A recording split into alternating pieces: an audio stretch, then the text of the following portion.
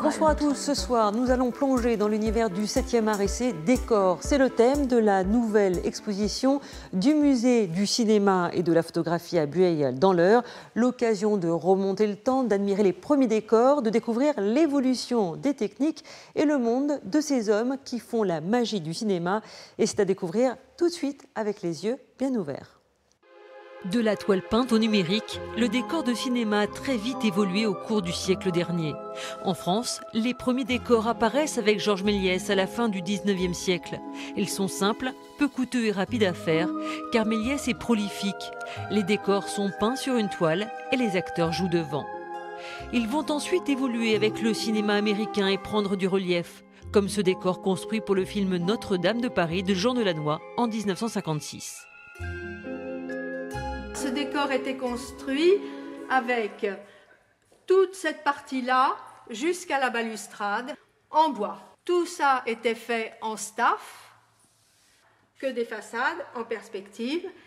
Et au-dessus, il y avait une énorme photo sur une énorme toile qui partait dans le ciel à partir de là. Et il n'y avait naturellement qu'un endroit où on pouvait avoir la bonne perspective, et ça c'est le décorateur qui l'avait donné à mon père. Le décor permet ici de reconstituer un site pour les facilités de tournage.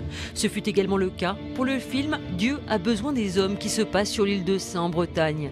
Impossible d'amener tout le matériel en plein hiver et de faire face aux aléas climatiques.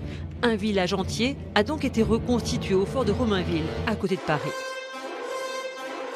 L'importance des décors au cinéma est parfois sous-estimée et pour cause. Un bon décor, c'est celui qu'on ne voit pas. C'est les comédiens, c'est le texte, c'est ça un bon film. Très peu de décors de cinéma sont encore visibles car ils sont pour la plupart détruits après le tournage. À Bueil, Max Le Gardeur, qui fut décorateur sur la série Kaamelott, en a créé un dans le même esprit pour les visiteurs. C'est une explosion acrobatique pleine d'humanité, d'émotion et d'humour que nous propose la compagnie El Nucléo ce soir et demain au Cirque Théâtre d'Elbeuf avec Somos. Les 6 acrobates sont colombiens, ils ont développé leur style dans les rues de Bogota et ils nous transmettent une énergie renversante.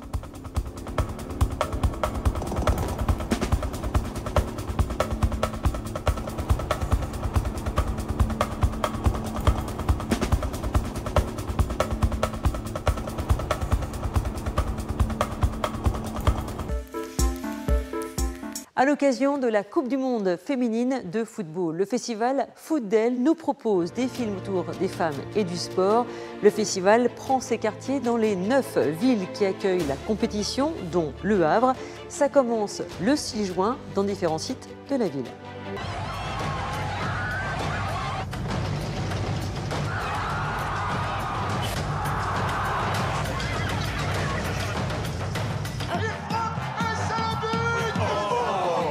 Vous aimez le foot?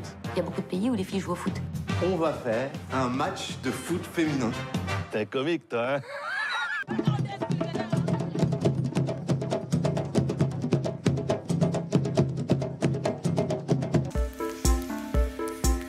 Une exposition de sculptures dans un cadre de verdure.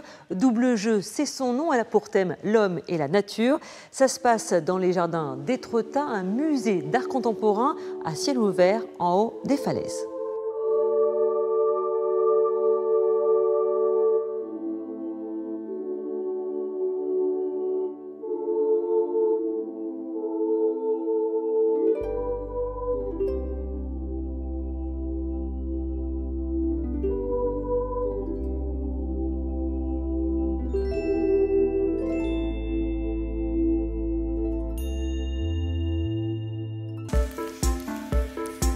Le festival Ça sonne à la porte revient en plus grand. Cette année, il s'installe pour 2 jours à Grosse-Oeuvre dans l'Eure, les 8 et 9 juin prochains. Fidèle à sa ligne artistique, cette nouvelle saison offre une programmation éclectique et attentive à l'actualité musicale normande avec 3 scènes, 26 groupes et c'est gratuit.